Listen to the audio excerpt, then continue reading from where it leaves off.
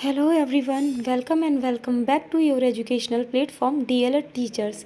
I hope आप सभी अच्छे होंगे और अच्छे से अपनी पढ़ाई कर रहे होंगे। DLED फर्स्ट सेमेस्टर का जो हमारा सेकंड पेपर है वो शिक्षण अधिगम के सिद्धांत का है, जिसमें हम अपना 5th चैप्टर डिस्कस कर रहे हैं।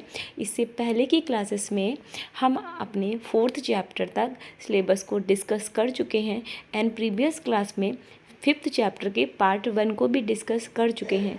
तो अगर आपने प्रीवियस क्लासेस को नहीं देखा है तो चैनल पर विज़िट कीजिए। और क्या करना है आपको, चैनल पर जब आप विज़िट करेंगे तो आपको एक प्लेलिस्ट का ऑप्शन मिलेगा। ठीक है, प्लेलिस्ट के ऑप्शन पर आप क्लिक करेंगे तो वहाँ पर आपको ऑल सब्जेक्ट्स की प्लेलिस्ट मिलेगी। ठीक है, और आपकी प्लेलिस्ट को मैं डेली अपडेट करती हूँ।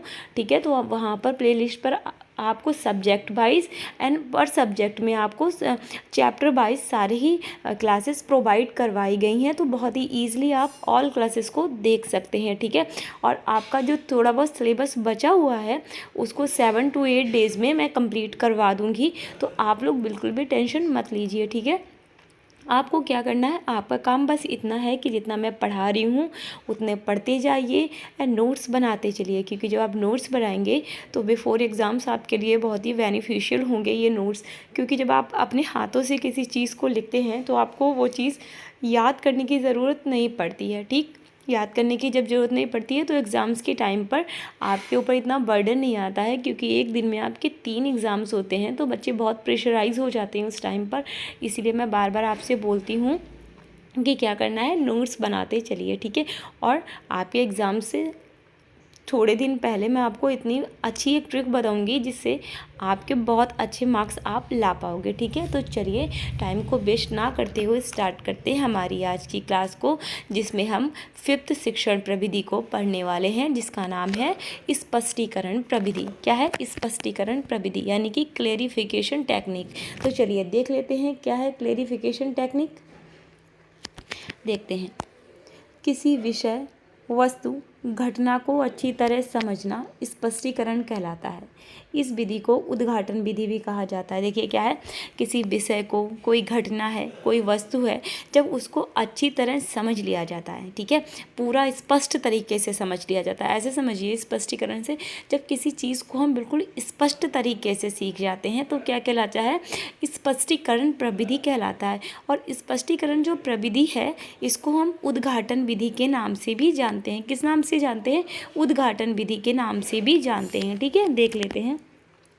यह विधि ज़्यादातर जटिल विषयों को सरल रूप से बोधगम्य बनाने के काम आती है। क्या है?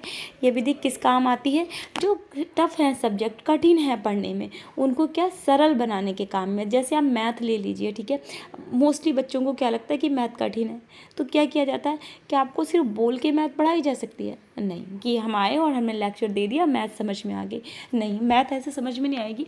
मैथ का बाकायदा हमें स्पष्टीकरण यानी कि क्लेरिफिकेशन पूरा करना पड़ेगा। ब्लैक बोर्ड पे हमें लगा के दिखानी पड़ेगी, बच्चों को समझानी पड़ेगी। फिर हमें बच्चों से पूछना भी पड़ेगा कि तुमको समझ में आया, और जिस बच्चे को समझ में आ गया तो ठीक, जिस बच्चे को समझ में नहीं आया तो उससे पूछना ये भी पड़ेगा कि कहाँ पर नहीं समझ में आया और क्या समझ में नहीं आया। फिर उस बच्चे की प्रॉब्लम को हम जानेंगे, फिर उसको स्पष्ट करेंगे। तो यही है स्पष्टीकरण प्रविधि। क्या है कि चीज़ें बहुत स्पष्ट हो जाती हैं तो वो स्पष्टीकरण प्रविधि कहलाती है। ठीक है, किसके लिए प्रयोग होती है? जटिल विषयों को सरल और बोधगम्य बनाने के काम में आती है। ठीक है, देखते हैं क्या है, देखिएगा। शिक्षक को चाहिए कि पाठ्य वस्तु के प्रमुख पक्षों का चयन कर ले और उसके बारे में प्रत्येक बातों को प्रकाशित करे। क्या करना है? टीचर को जो है, जो चीज़ें पढ़ानी हैं, ठीक है, पाठ्य वस्तु से जो चीज़ें पढ़ानी है उनको सिलेक्शन कर ले, उनको चयनित कर ले। ठीक है, फिर क्या करें, फिर उसमें एक एक टॉपिक पर, एक एक चीज़ पर, एक एक पॉइंट को धीरे धीरे बच्चे को समझाए। ठीक है, प्रत्येक बात को बच्चे को समझाए। ठीक, और क्या है, स्पष्टीकरण प्रविधि तभी सफल होगी जब अध्यापक को अपने विषय का पूर्ण ज्ञान हो। जी हाँ, कैसे? मान लीजिए अगर टीचर मैथ आपको पढ़ा रहा है, उसको खुद ही नहीं आ रही है, ठीक है, नहीं आ रही है उसको मैथ खुद ही, तो क्या वो बच्चे को समझाने में सक्षम होगा? नहीं होगा बच्चे को समझाने में सक्षम, क्योंकि वो उसकी अपने आप इतना एलिजिबल नहीं है कि वो टीचर बच्चे को समझा पाए। इसीलिए आपके ऑल सब्जेक्ट के सब्जेक्ट टीचर्स होते हैं। क्यों होते हैं? क्योंकि उन्होंने वो सब्जेक्ट पढ़ रखा होता है और उस सब्जेक्ट पर उनकी कमांड बहुत अच्छी होती है। तो जब उनकी कमांड खुद से सब्जेक्ट पर अच्छी होती है तो वो बच्चों को जब पढ़ाते हैं तो उनको बहुत ही बेहतर ढंग से समझा पाते हैं। ठीक है, चलिए आपको एक बार और समझाते हैं, फिर हम बढ़ेंगे आगे। ठीक है, देखिएगा, किसी विषय, वस्तु, घटना को अच्छी तरह समझना स्पष्टीकरण कहलाता है। ठीक है, इस विधि को हम उद्घाटन विधि भी कहते हैं। क्या कहते हैं? इस विधि को उद्घाटन विधि भी कहा जाता है। और किस लिए यूज़ होती है? यह विधि ज़्यादातर जटिल विषयों को सरल रूप से बोधगम्य बनाने के काम में आती है। ठीक, शिक्षक को चाहिए कि पाठ्यवस्तु के प्रमुख पक्षों का चयन कर लें और उसके बारे में प्रत्येक बातों को प्रकाशित करें। क्या करें? प्रत्येक बातों को प्रकाशित करें। स्पष्टीकरण प्रविधि तभी सफल होगी जब अध्यापक को अपने विषय का पूर्ण ज्ञान हो। क्या हो? अध्यापक को अपने विषय का पूर्ण ज्ञान हो। ठीक है, क्या हो? अध्यापक को अपने विषय का पूर्ण ज्ञान हो। ठीक, चलिए देख लेते हैं आगे हम स्पष्टीकरण की विशेषताएं देख लेते हैं क्या है। देखिएगा, देखिए, स्पष्टीकरण की भाषा को सरल एवं शुद्ध रखना चाहिए। क्या है ये? इसकी विशेषता है। क्या है? क्या है? देखिए, स्पष्टीकरण की भाषा को सरल एवं शुद्ध रखना चाहिए। ठीक है, और क्या है? स्पष्टीकरण के अंत में प्रश्न अवश्य पूछें। जब आप किसी चीज़ को क्लियरिफिकेशन कर दें, क्लियर कर दें, स्पष्ट कर दें, तो उसके एंड में क्या करना है? आपको क्वेश्चन जरूर पूछने हैं बच्चों से। क्या पूछने हैं? क्वेश्चन मान लीजिए उस टॉपिक से रिलेटेड पूछ सकते हैं, या आप ये भी पूछ सकते हो बच्चे से, आप ये भी पूछ सकते हो बच्चे से कि उसको समझ में आया या नहीं आया। ठीक है, फिर क्वेश्चन पूछोगे आप। और देखते हैं थर्ड में क्या है? पाठ्य वस्तु के भ्रामक पक्ष को अच्छी तरह समझाना चाहिए। कोई चीज़ है जो बच्चों को भ्रमित कर रही है, कोई ऐसा पक्ष या कोई ठीक है, कोई ऐसा टॉपिक या उस टॉपिक में कोई ऐसा पॉइंट जो बच्चे को भ्रमित कर रहा है, बच्चा परेशान हो रहा है उस चीज़ से, उसे समझ में नहीं आ रहा है, उसको आपको बहुत अच्छी तरीके से समझाना चाहिए बच्चे को। ठीक है, ये क्या थी? हमारी स्पष्टीकरण जो है टेक्निक थी। क्या है? क्लेरिफिकेशन टेक्निक थी, यानी कि स्पष्टीकरण प्रविधि। हम देखेंगे सिक्स्थ प्रविधि। क्या कौन सी है? Story telling technique. क्या है? कहानी कथन प्रविधि, यानी कि स्टोरी टेलिंग टेक्निक। देख लेते हैं। देखिएगा, स्टोरी टेलिंग क्या है? आपने देखा होगा बहुत छोटे छोटे बच्चे जब होते हैं, हम ही लोग मान लीजिए जब छोटे थे, तो हमारे पेरेंट्स, नानी, दादी और भी जो हमसे बड़े हुआ करते थे, वो हमको क्या स्टोरीज सुना देते थे। ठीक है, और वो कभी कभी ऐसा होता था बिल्कुल काल्पनिक स्टोरीज होती थी। ठीक है, लेकिन हमें बहुत उनमें इंजॉयमेंट आता था, इंजॉय करते थे हम उनको, हमें बहुत इंटरेस्ट आता था उनमें। ठीक है, तो क्या है, इसे छोटे बच्चों को कहानियाँ सुनना बहुत पसंद होता है, क्योंकि इसमें उनको रोचकता आती है। ठीक है, और इंटरेस्ट आता है। ठीक है, चलिए देख लेते हैं। यह प्राथमिक स्तर पर बड़ी उपयोगी प्रविधि है। ठीक है, देखिए कहा गया प्राथमिक स्तर। प्राथमिक स्तर क्या है? 1 to 5 के बच्चे। ठीक है, और बहुत छोटे छोटे बच्चे होते हैं। ठीक है, 1 to 5 के बच्चे बहुत छोटे छोटे होते हैं। ठीक है, ये प्राथमिक स्तर पर बड़ी उपयोगी प्रविधि है, क्योंकि छोटे बालकों को कहानी सुनने का बड़ा शौक होता है। जी हाँ, जो छोटे छोटे बच्चे होते हैं उनको स्टोरी सुनने का बहुत शौक होता है। ठीक है, क्योंकि उनको बहुत इंटरेस्ट आता है स्टोरी सुनने में। फिर पता क्या है, जब बच्चों को आप स्टोरी सुनाओगे वो अपने तर्क लगाएंगे, खुद से सोचेंगे, एकदम ऐसा था, फिर ऐसा हो गया होगा। ठीक है, ऐसे कहानियाँ सुनाते ना तो बच्चे ऐसे रिएक्ट करते ना। चलिए देखते हैं। अतः कहानी के माध्यम से उन्हें कोई भी ज्ञान बड़ी सरलता से दिया जा सकता है। मान लीजिए कोई भी टॉपिक है, आपने क्या किया कि स्टोरी के रूप में उसको कन्वर्ट कर लिया। ठीक है, स्टोरी के रूप में। अच्छा एक बात बताइए, छोटे बच्चों को छोड़ दीजिए, अगर आपको कोई चीज़ बिल्कुल एकदम बुकिश लैंग्वेज में पढ़ाई जाए, वो चीज़ आप भूल जाते हो, और उसी चीज़ को टीचर जो है बिल्कुल स्टोरी के फॉर्म में आपको समझा देता है, तो एक लॉन्ग लास्टिंग चीज़ हो जाती है ना, वो लॉन्ग लास्टिंग मेमोरी हो जाती है ना, एकदम स्थायी, बहुत लंबे समय तक आपको याद रहता है। तो स्टोरी टेलिंग मेथड जो है, टेक्निक जो है, वो सभी के लिए लाभकारी है और छोटे बच्चों को ज़्यादा आनंद आता है इसमें। देखते हैं। अध्यापक को कहानी कहने एवं बताने की कला में निपुण होना चाहिए। यह विधि मुख्यतः मौखिक होती है। ठीक है, 1 मिनट रुकिएगा। अरे थोड़ा सा यहाँ पे गड़बड़ है, ठीक कर लीजिएगा। क्या?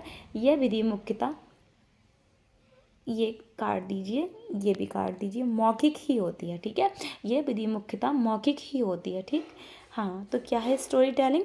देखिए, ऐसे ध्यान रखिए कि स्टोरी टेलिंग वो चीज़ है जो छोटे बच्चों को बहुत पसंद आती है और प्राथमिक स्तर के लिए बहुत अच्छी है, क्योंकि प्राथमिक स्तर पर छोटे बच्चे होते हैं और जब हम किसी भी ज्ञान को, किसी भी सब्जेक्ट को, पाठ्य वस्तु को, किसी भी टॉपिक को बच्चों को स्टोरी के माध्यम से पढ़ाते हैं तो बच्चे बहुत अच्छी तरीके से सीख जाते हैं और वो सीखा हुआ एकदम लॉन्ग लास्टिंग मेमोरी होती है, यानी कि स्थायी ज्ञान होता है। बच्चे जल्दी भूलते नहीं हैं उस चीज़ को। ठीक, ध्यान रखिएगा। ये है हमारी कहानी कथन प्रविधि। आगे देखते हैं हम उद्देश्य देख लेते हैं कहानी कथन के। 2018 में क्वेश्चन आपसे पूछा गया है कि कहानी कथन प्रविधि के उद्देश्य। तो देखते हैं, बच्चों में कल्पनाशीलता और रचनात्मकता का विकास करना। क्या करना? बच्चों में कल्पनाशीलता यानी कि कल्पना करना, यानी मेमोरी पावर बहुत अच्छी हो जाती है बच्चों की, और रचनात्मक हो जाते हैं बच्चे की, खुद से क्रिएटिव करने लगते हैं, क्रिएटिविटी आ जाती है, खुद से क्रिएट करने लगते हैं स्टोरी को।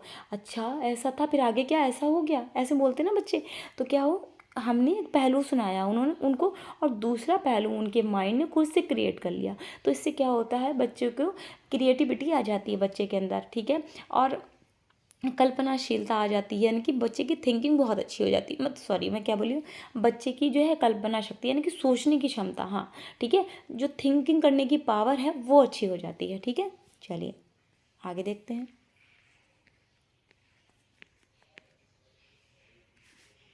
नंबर 2 पे पॉइंट क्या है वो देख लेते हैं। कहानी को सुनने और समझने की क्षमता का विकास करना।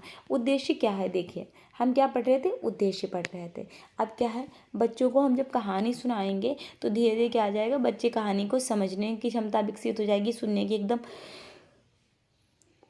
एकदम बच्चे जो है सक्रिय बैठ के कहानियाँ सुनेंगे। ठीक है, ध्यान रहेगा उनका। तो क्या करना है, हमें बालकों की कहानी सुनने और समझने की क्षमता का विकास करना है। ठीक है, बालकों में आत्मविश्वास और अभिव्यक्ति कौशल का विकास करना है। देखिए आत्मविश्वास का और अभिव्यक्ति की, अपनी बात को, जो उनके मन में जो बात आ रही है उसको वो अभिव्यक्त कर सकें, बोल सकें, इस कौशल का विकास करना है। ठीक है, और साहित्य के प्रति रुचि पैदा करनी है। ठीक है, क्या है, छात्रों में साहित्य के प्रति रुचि पैदा करना। ठीक है, ये हो जाएंगे उद्देश्य। अब हम देखेंगे गुण या विशेषताएं कहानी कथन की। देख लेते हैं गुण क्या है। कहानी सरल भाषा में होनी चाहिए। पीछे से डॉग की आवाज़ आ जाती है हमारे, तो आप उस चीज़ को थोड़ा सा निगलेक्ट कर लीजिएगा, क्योंकि डॉग्स की तो आदत होती है ना बार्किंग करने की। कुछ थोड़ा सा भी कुछ देख लेंगे तो फिर तुरंत उनकी बार्किंग स्टार्ट हो जाती है। तो उस चीज़ को माइंड मत करिएगा आप लोग, कभी कभी बीच में बोल देता है। चलिए, कहानी सरल भाषा में होनी चाहिए ताकि छात्र आसानी से समझ सकें। हाँ क्या है, कहानी ऐसे शब्द प्रयोग कीजिए, आप ऐसी भाषा प्रयोग कीजिए जो एकदम सिंपल हो, कैसी हो, सरल हो। ये नहीं है कि आप बहुत ही क्लिष्ट यानी कि बहुत ही कठिन वर्ड्स यूज़ कर रहे हैं आप कहानी में, तो बच्चों को बहुत कठिन वर्ड्स आप यूज़ करेंगे तो बच्चों को समझ में नहीं आएगा। ठीक है, समझ में नहीं आएगा बच्चों को, क्या कि आपके वर्ड जो आप बोल रहे हो, वो जो वर्ड्स का आप यूज़ कर रहे हो उनका मतलब क्या है। तो आपको क्या करना है, आपको आसान से वर्ड्स यूज़ करने हैं। ठीक है, सेंटेंसेस जो आप यूज़ कर रहे हैं कहानी में बहुत ही आसान भाषा में होनी चाहिए, वो भाषा बहुत आसान होनी चाहिए उनकी। तो इसीलिए कहा गया है, जब वर्ड्स की और सेंटेंसेस की भाषा आसान होगी तो कहानी तो अपने आप ही आसान हो जाएगी।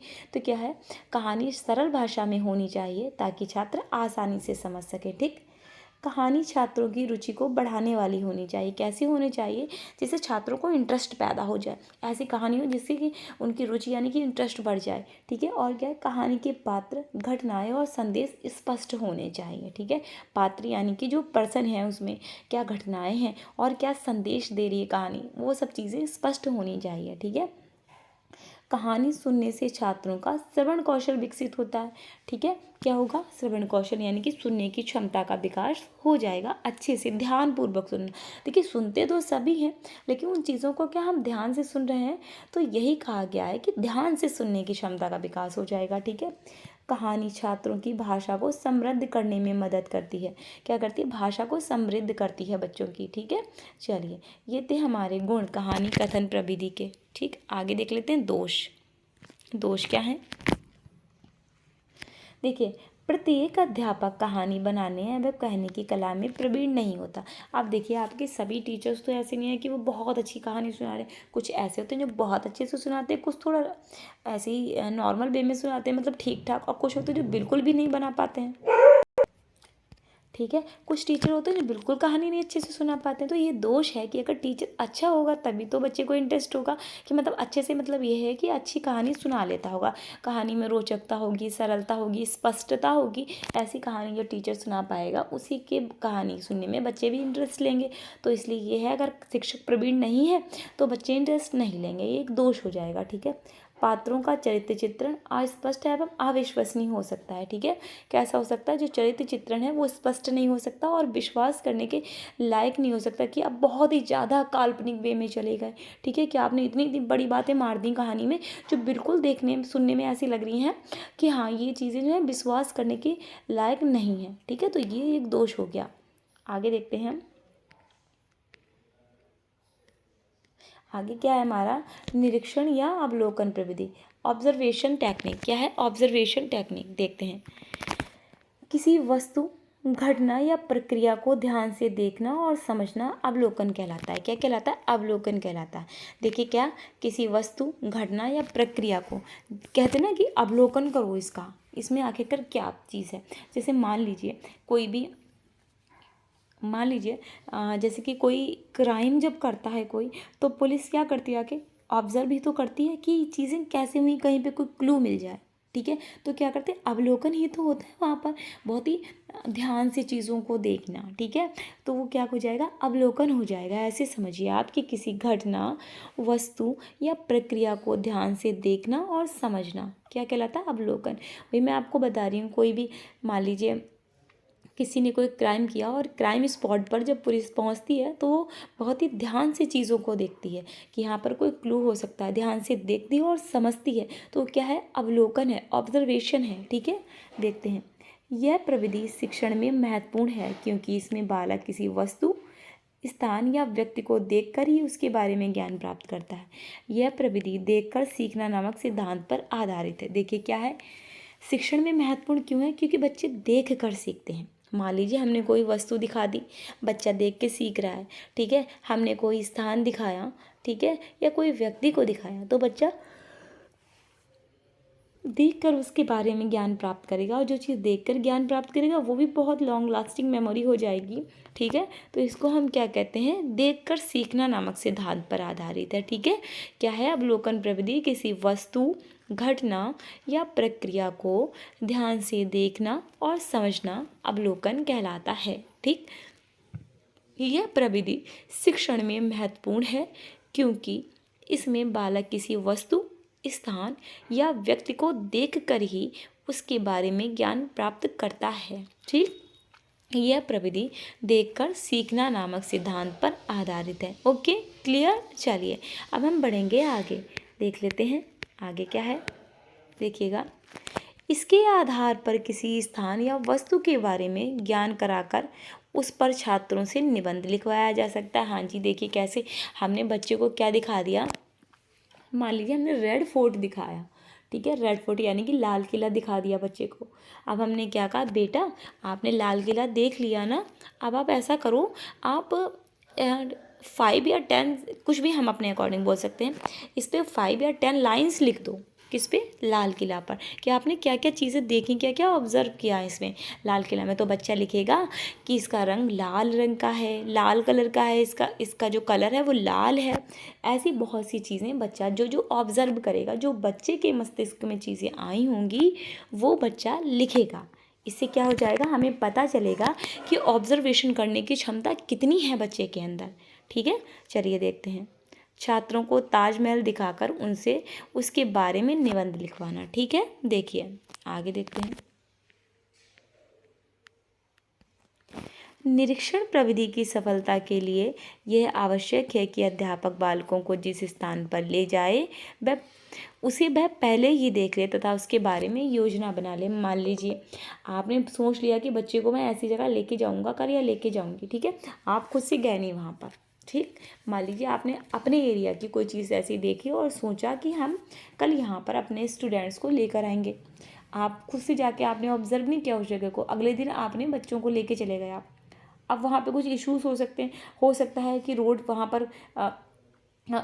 पर ख़राब हो, निकलने की सिचुएशन में ना हो।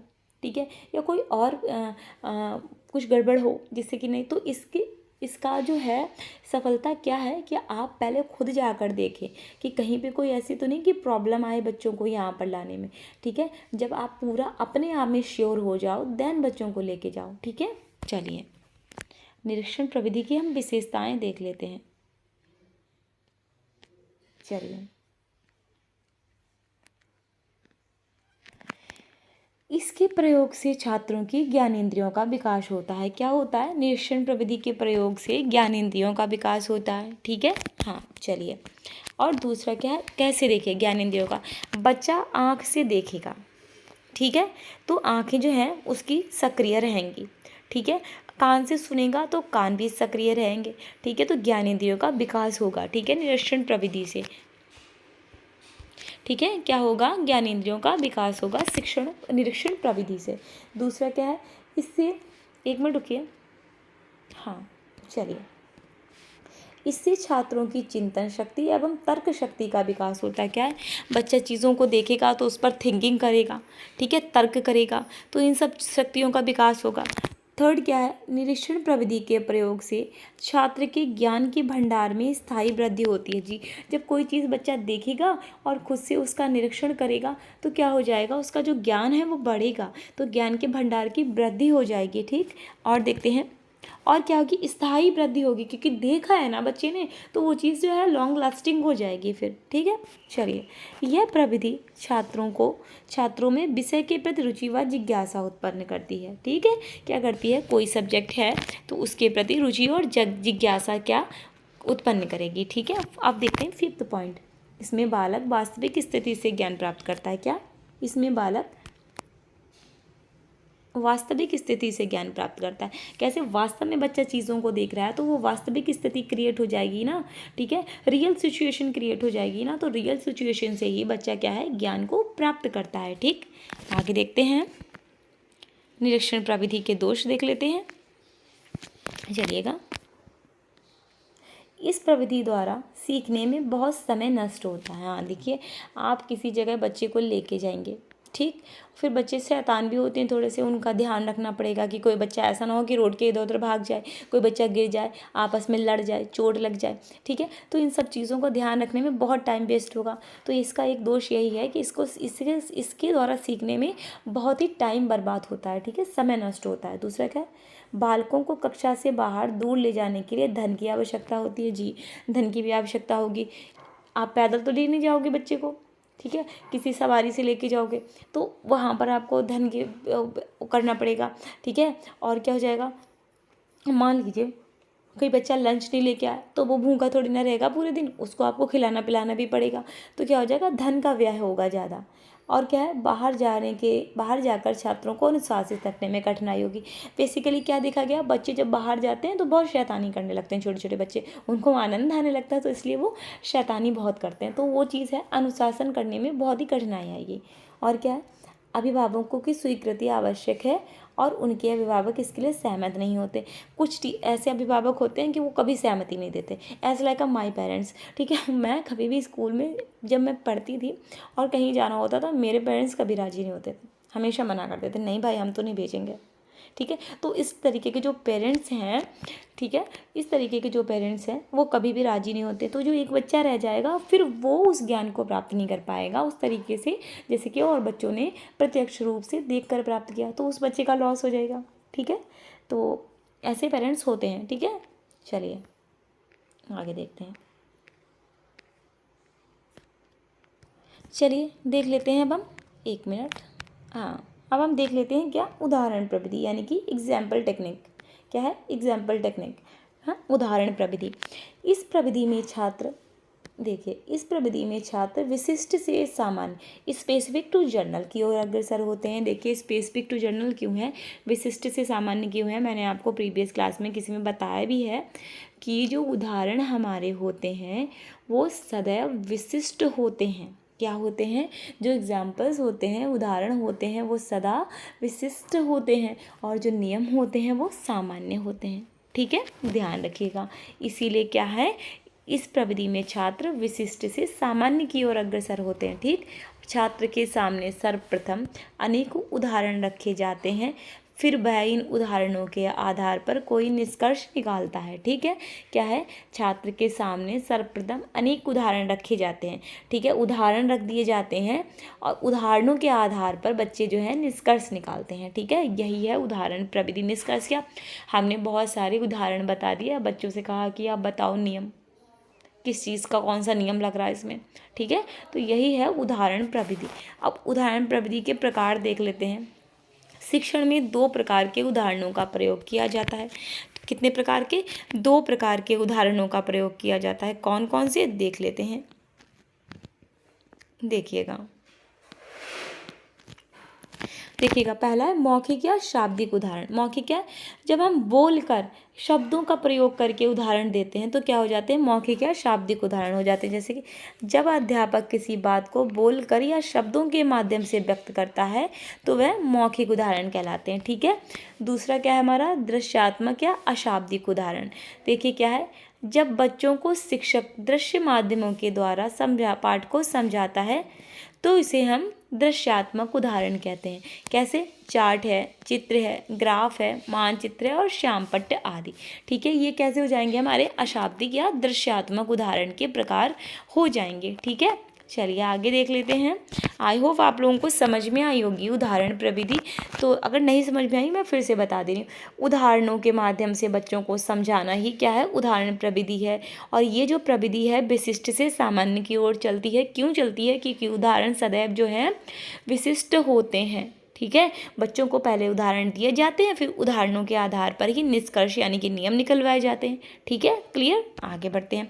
और उदाहरण के प्रकार 2 होते हैं, शाब्दिक और अशाब्दिक। ठीक है, शाब्दिक वो हैं जिनमें हम शब्दों का प्रयोग करके मौखिक रूप से बोल करके उदाहरण देते हैं। अशाब्दिक वो हैं जिनमें हम बच्चों को मौखिक रूप से नहीं बोलते हैं और चार्ट, इन सब चीज़ों को, किसी बात को बोलकर या शब्दों के माध्यम से, मौखिक या अशाब्दिक उदाहरण ठीक है हो जाएंगे। और दृश्यात्मक या शाब्दिक क्या हो जाएंगे, जब पाठ को समझाने के लिए हम चित्र का, ग्राफ का, मानचित्र का, श्यामपट्ट का प्रयोग करते हैं। ठीक है, तो ये दृश्यात्मक या अशाब्दिक उदाहरण हो जाएंगे। ठीक है, अब हम चलते हैं अपनी 9th टेक्निक पर। कौन सी है 9th टेक्निक, कौन सी, खेल प्रविधि यानी कि प्ले वे टेक्निक। कौन सी है, प्ले टेक्निक। चलिए देख लेते हैं।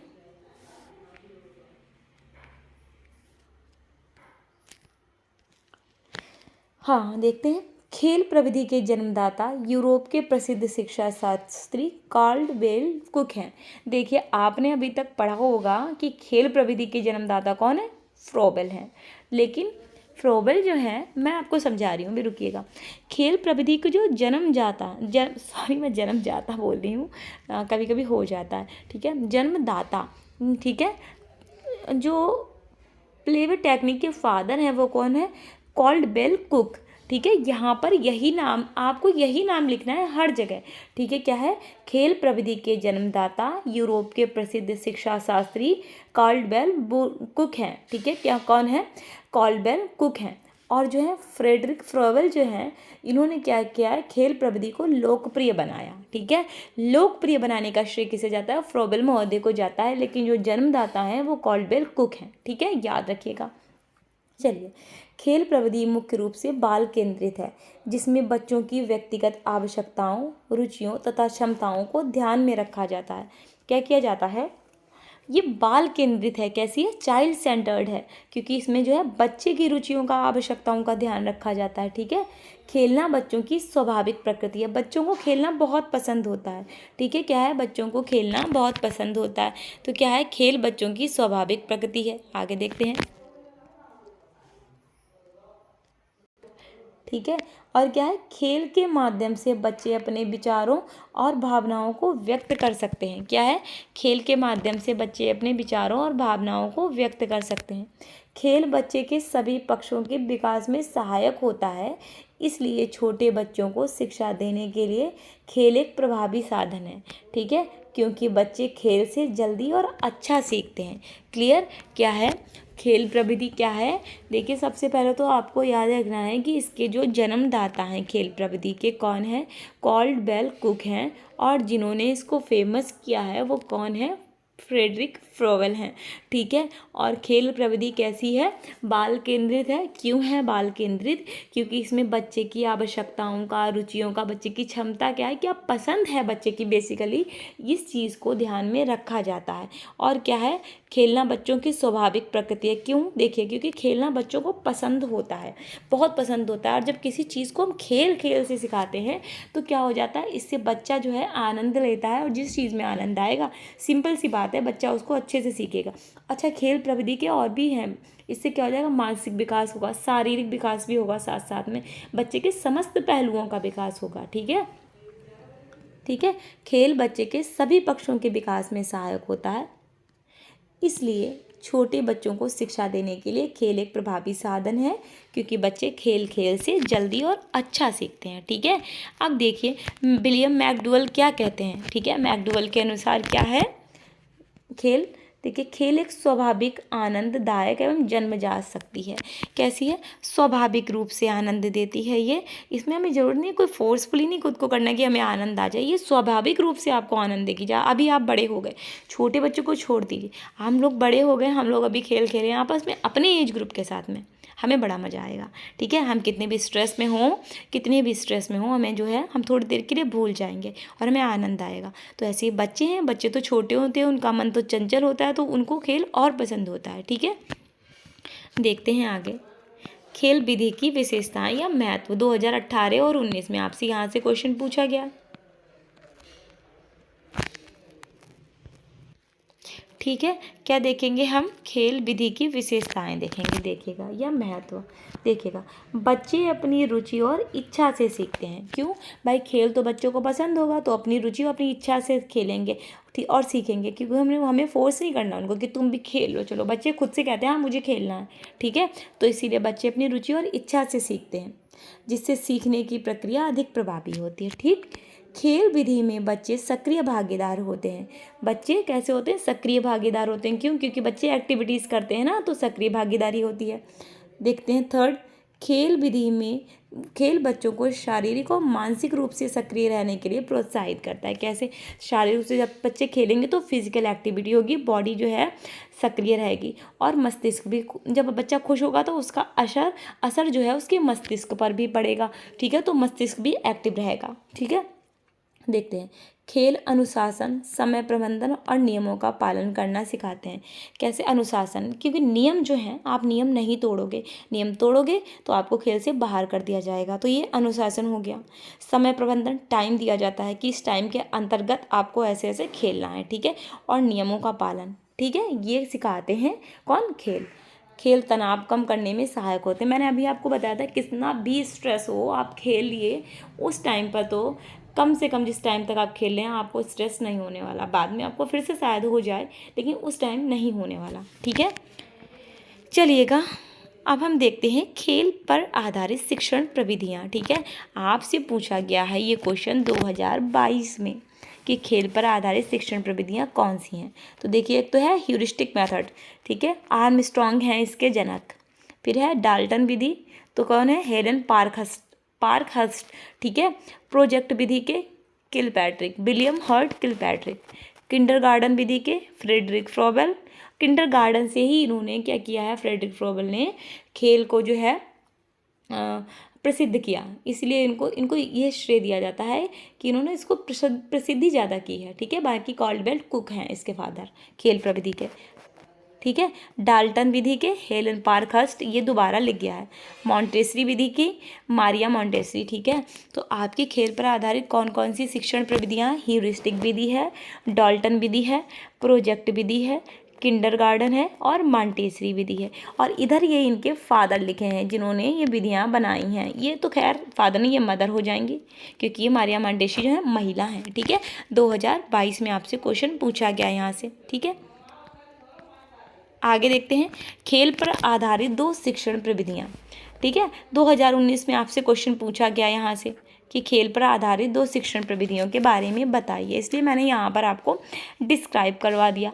मैंने कोई भी चीज़ फ्रेंड्स छोड़ी नहीं है ऐसी कि जहाँ पर आप लोग फंस जाओ। ठीक, तो लेकिन आप लोग थोड़ा सा सपोर्ट करें तो हम भी थोड़ा इनकरेज हो जाते हैं। ठीक है, तो चलिए देखते हैं किंडरगार्टन विधि।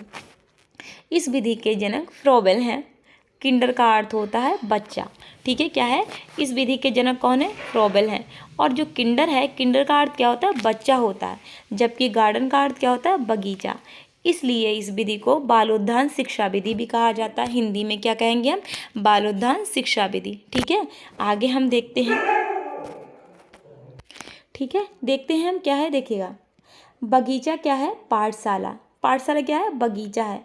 शिक्षक क्या है, माली है। और बच्चा क्या है, पौधा है। ठीक है, क्या माना जाता है किंडरगार्टन विधि में कि जो पाठशाला है वो बगीचा है। ठीक है, और शिक्षक जो है माली है, जो उस बगीचे की देखभाल करता है, और बच्चा जो है नन्हा पौधा है। ठीक है, चलिए देखते हैं आगे क्या है हमारी किंडरगार्टन विधि।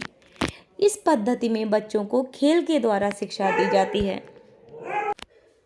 ठीक है, देखते हैं क्या है, देखिए। इस पद्धति में बच्चों को खेल के द्वारा शिक्षा दी जाती है। यह शिक्षण विधि 4 से 8 वर्ष के बच्चों के लिए होती है। क्या होती है, खेल के द्वारा शिक्षा दी जाती है।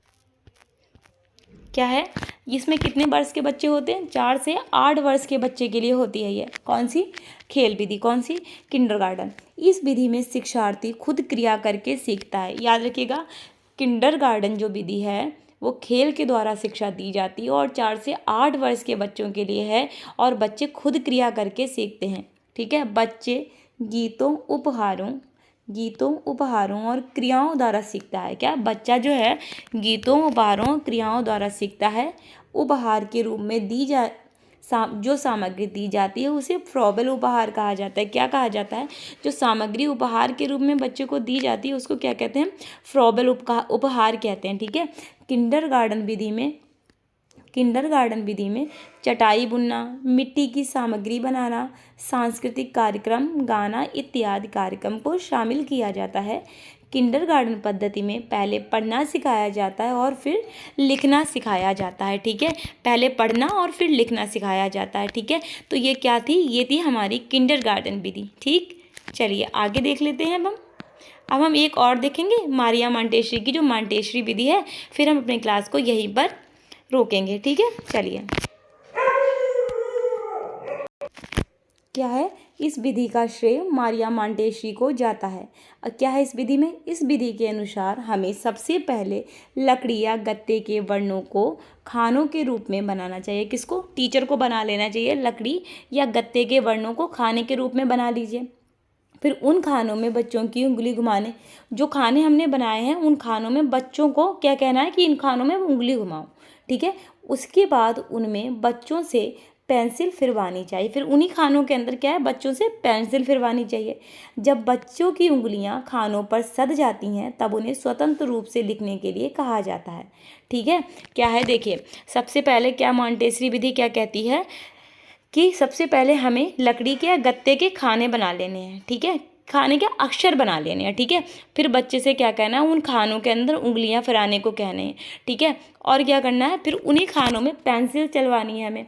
जब बच्चे की उंगलियां सध जाएंगी तो बच्चा स्वतंत्र रूप से लिखना सीखेगा। ठीक, ये हो जाएगी क्या है, मॉन्टेसरी विधि। इसके बाद क्या है, इस अभ्यास के बाद बालक स्वतंत्र रूप से क्या है, स्वतंत्र रूप से गत्ते व लकड़ी क्या है, गत्ते व लकड़ी के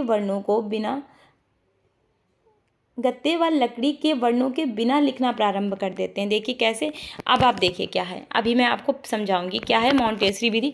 मॉन्टेसरी विधि में बस इतनी सी बात है कि हमें गत्ते या लकड़ी के क्या कर लेने हैं, वर्णों के खाने तैयार कर लेने हैं। ठीक है, लकड़ी या गत्ते में वर्णों के खाने, हमने लकड़ी या गत्ते लिए, उसको वर्णों की कटिंग कर ली। वर्णों क्या कर, जैसे आ बना लिया, ई बना ली, ऐसे बना लिया। फिर हमें क्या करना है, बच्चे से कहना है कि इस पर उंगली फेरो। ठीक, फिर क्या कहना है, हमें बच्चे से कहना है इस पर जो है उंगली घुमाओ, अपनी जिस आकार का वर्ण है उस आकार से उंगली घुमाओ। जब उंगली घुमाने लगे तब कहे बच्चे से हम क्या कहेंगे कि पेंसिल घुमाओ अब इसी आकार पर जिसमें रखा है ये वर्ण, इसी आकार में बनाओ। जब बच्चे की उंगलियां सध जाएंगी उस पर, उस वर्ण पर, उस आकार पर, तब हम स्वतंत्र रूप से बच्चे को लिखना सिखाएंगे। बस यही है मॉन्टेसरी पद्धति या विधि। ठीक है, आई होप आप लोगों को समझ में आया होगा। अब हमारी नेक्स्ट क्लास में हम क्या देखेंगे, प्रयोगात्मक कार्य प्रविधि। ठीक है, मैं अभी करा देती, फिर आपकी क्लास बहुत बड़ी हो जाएगी, आप लोग बोर हो जाओगे और मैं नहीं चाहती मेरी क्लास के बच्चे बोर हों। ठीक है, तो आगे करवाऊँगी नेक्स्ट क्लास में अपनी। और तब तक आप लोगों को क्या करना है, नोट्स बनाते चलिए, क्योंकि आपके एग्ज़ाम्स में बहुत टाइम बचा नहीं है। ठीक, तो नोट्स बनाते चलिए। तो और अगर आपको क्लास अच्छी लगती है ना, तो क्लास को लाइक कीजिए भाई। ठीक है, अपने फ्रेंड्स ग्रुप में शेयर कीजिए, जिससे और बच्चों को भी लाभ हो सके। ठीक है, क्लास को लाइक कीजिए, फ्रेंड्स ग्रुप में शेयर कीजिए, चैनल को सब्सक्राइब कीजिए एंड बेल आइकॉन को प्रेस करना मत भूलिएगा। तो मिलते हैं हमारी नेक्स्ट क्लास में, तब तक आप लोग अपना ध्यान रखिएगा। Take care, bye bye, see you soon, bye bye.